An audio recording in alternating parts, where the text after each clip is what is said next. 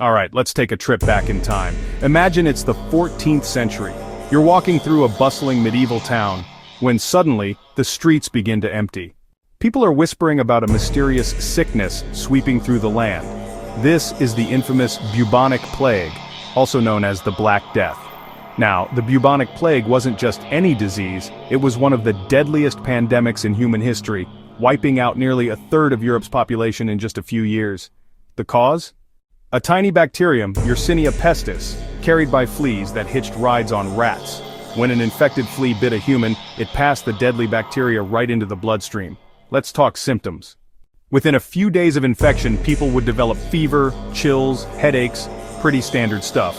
But then came the telltale sign, swollen, painful lumps called buboes, usually in the armpits, neck, or groin. These buboes turned dark and nasty, giving the disease its chilling nickname, the Black Death. Back then, folks just didn't know what hit them. With no antibiotics or proper sanitation, the disease spread like wildfire. People tried everything.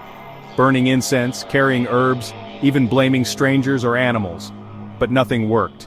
Entire villages disappeared, and fear gripped the continent.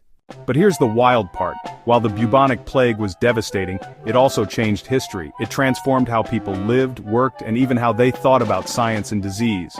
It forced big changes in public health, and eventually society bounced back stronger. So, is the bubonic plague gone for good? Not quite. While modern medicine can easily treat it with antibiotics, a few cases still pop up every year. Even in the United States. But with quick treatment, it's rarely fatal nowadays. Crazy, right? What was once a world-shattering pandemic is now just another chapter in our history books. A reminder of how far we've come, and how important it is to stay curious, stay prepared, and never stop learning. Thanks for hanging out with me on this short journey through history.